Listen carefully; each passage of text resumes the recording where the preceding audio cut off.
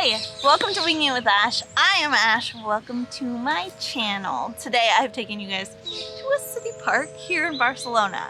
So there are very beautiful little bird sounds, but there are also jackhammers and horns honking. So please excuse those extra noises. It's not as tranquilo, not as relaxing as I had expected. But in today's video, I want to talk about dating. There are 5 things that I have compiled that I may or may not be doing right while dating because I don't know how to do this right. So I thought I would bring those to you guys, share with you what my experience has recently been, where I'm at with dating, and yeah, I don't know.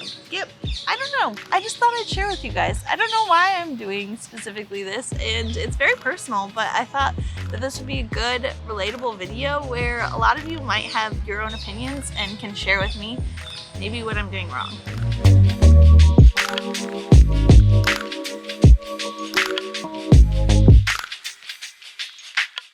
I realized that on this channel, one of the last things that you guys know about my love life is that I was dating a guy in Wales, and I moved to Wales with the intention of being there long term.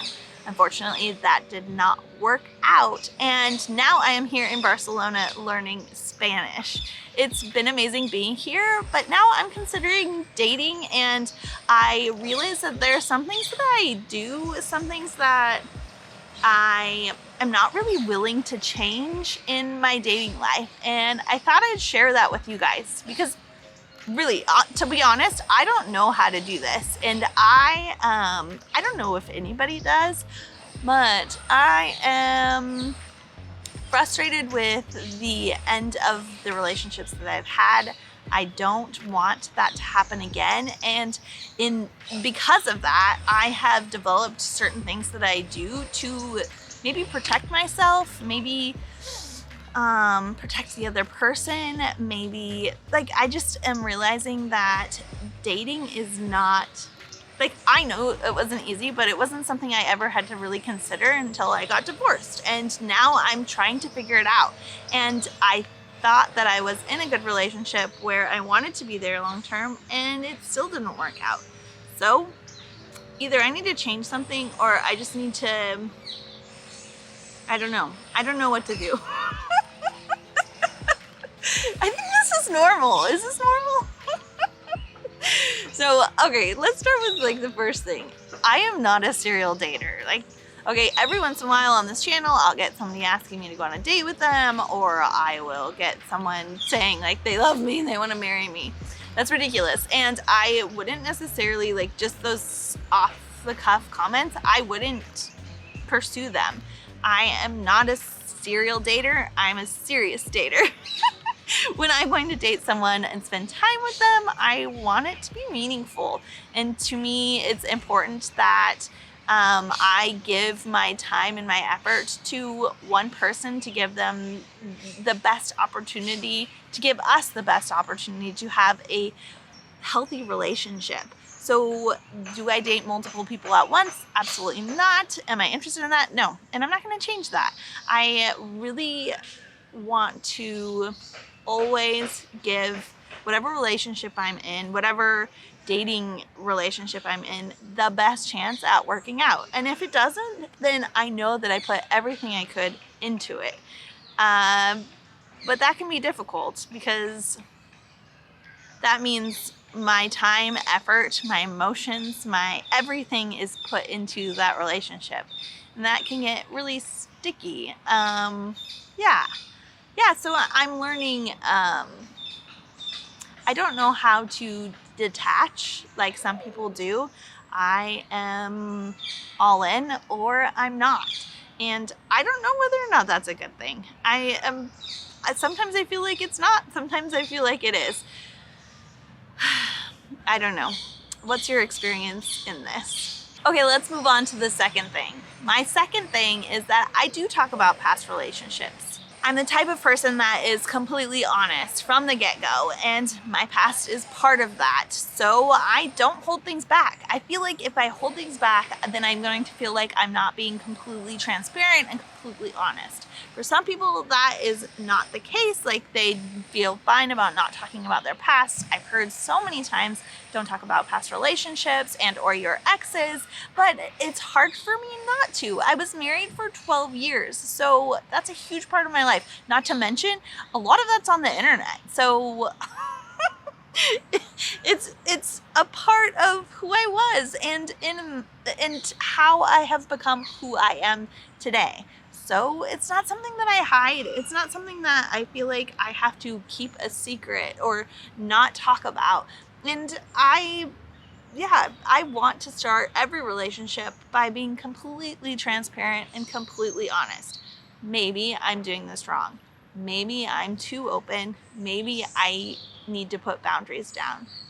It might be the case, but I don't know. I don't know how to do that. So it might be something that I will develop over time, an understanding of how to not use my past as a jumping off point, or not refer to my past, or something that has been an issue in the past is saying we when I'm talking about going somewhere instead of saying I, because I did it with a partner for years. And I don't know if it's a bad thing or if it's fine. I'm referring to a we because I went with someone somewhere. And I've been trying to train myself to say I, but even if I went somewhere with a friend, I would say we. So yeah, that's something that I have been kind of wrestling with myself to figure out, is this a good thing? Is this not a good thing? Am I too transparent? Am I too honest? Am I allowing my past to be more of a part of my present because I talk about it? I don't know. I don't know. So annoying. Okay, the third thing is that I've been told that I'm judgmental. This comes from, I think, past experience and wanting actions to speak louder than words. If you tell me you're on time all the time and then you end up being late twice in a row when we first meet, I'm going to assume that you say that you're on time, but you're not necessarily on time. You're always late because your actions are showing me that you're late. This is something that I have noticed quite a bit about myself, is that I judge people off of their actions more than what they say until they can prove it wrong. I think this comes from the fear of being told one thing and then later on down the road realizing that that is not the case at all. I feel like I have been tricked in my past. I feel like that I've been promised things or told things that were not necessarily the truth. And so I hold this deep-rooted fear of being misled again. To me, I find actions speak louder than words. And I look for someone to do what they say. And if they do and they're consistent with that, then it's a really, really good thing, because I know in the future they will continue to do what they say. For me, I want whomever I'm with, whomever I'm dating, to look to me for the same things. If I'm saying that I do this and I don't act on it, then I want to be called out for it. I want to be true to my word always. And I want a partner, I want to date someone who is like that as well. Okay, so then that goes straight into, I am extremely particular, and more now in my life, at this point in my life, than I have ever been before. I think that in my past, I have made exceptions for things that I shouldn't have. And now I'm realizing more and more how those exceptions hurt me in the moment, and how in the future I don't want to live with that. I want to find someone that can check the boxes. I was told multiple times by multiple people when going through a breakup that I should make a list of things that are important to me, a list of non-negotiables, things that I know I need in a partner. And through time, as I'm older, as I've gone through relationships, long-term relationships, I have realized more and more the things that I need in a partner. I want someone who wants children. This is a non-negotiable for me. I want to be with someone who is a Christian and shares my same morals and values. And not just a Christian, but like a practicing Christian. Because to me, it is hard.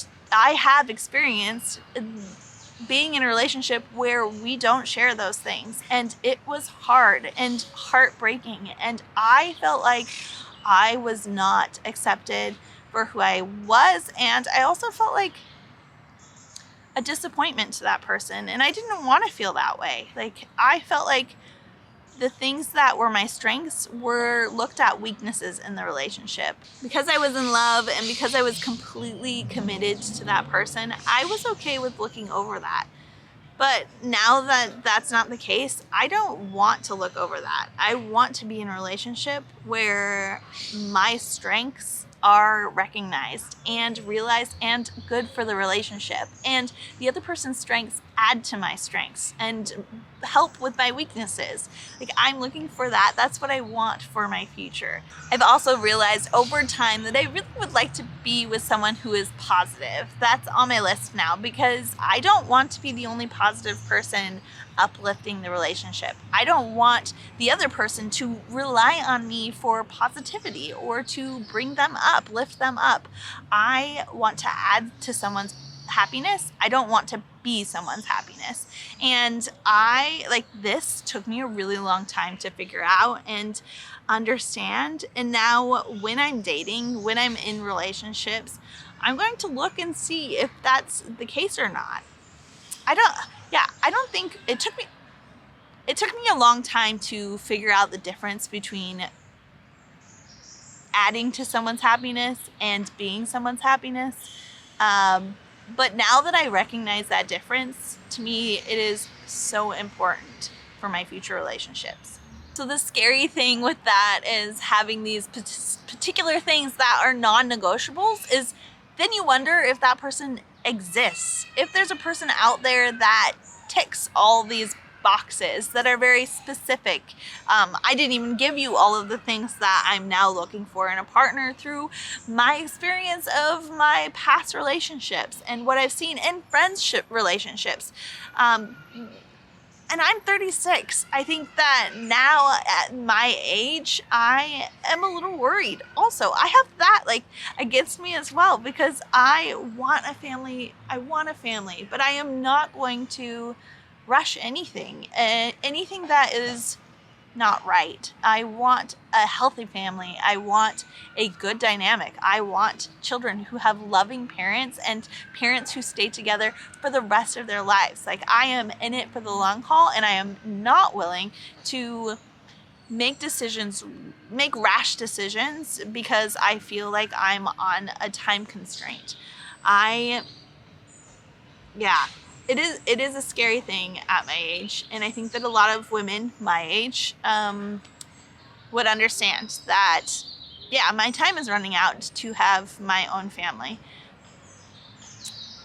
But it is worth waiting for the right person to me, and being obedient and, finding the right relationship than to rush it.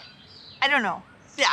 I don't know. What do you guys think? What do you think in the comments down below? Am I the only one that feels this way? I feel like I'm not. I feel like I am not. As I speak about children, talking about wanting children, there's a child just screaming in the background. I can't wait. No, just kidding. Oh my gosh. Okay, so I actually went into my fifth one is my time is limited to have a family, but also the decisions I've made in life have led me to where I am today. I was married for 12 years. I could have had a family in that time, but I decided career, and then I decided on travel, and now I'm living in Spain and I'm learning Spanish, which does not lend to living the white picket fence house life that, seems to be what creates a family life. And so it does concern me that my lifestyle, the way that I am living is not conducive to the lifestyle of having a family, of being in a long-term relationship, of being settled down.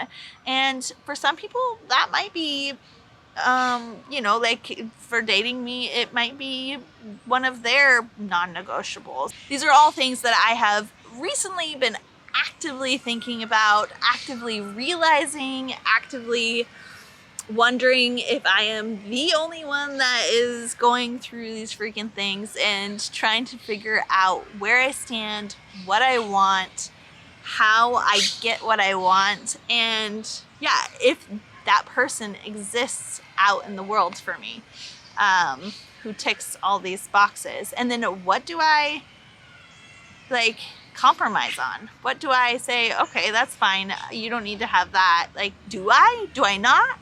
One of my biggest goals in life is to celebrate a 50-year anniversary with someone. And at my age, I still could do that. That is still possible. And so I'm really, really hoping that that is in my future. And all these things I will pray about, figure out, work through to hopefully see it happen in my future. Yeah, I'd love to hear your guys' thoughts. Tell me down below if you have been in love for years, if you've made it to your 50-year, 30-year anniversary. Tell me, how did you do it? How did you make it work? If you didn't, then tell me what your, tell me how to avoid heartache. Tell me how to, I don't think you can avoid heartache though. I don't know. Guys, I am so lost at doing this right. I am currently in a place where I'm questioning everything when it comes to dating, because I'm terrified of getting my heart broken again. But I also want to be loved, deeply, dearly, adored. And the only way that that can happen is if I am willing to put myself out there and allow it to happen. So I need to move forward, and I need to better myself and become the person that I feel like would attract the person that I want. That is exactly where I'm at. I need to become, the person who will attract the type of person I want. And so yeah, I not only have high expectations for dating in the future and the people that I date in the future, but also for myself. And I'm working towards that. So yeah. All right. Well, thank you so much for watching this video. I want this channel to be about honesty and be genuine. And I think that these things are very relatable, and not only I can learn from all of you, but you can learn from me being honest on the internet, because not everybody is. All right. Have a great day, and I will see you in my next video. Bye.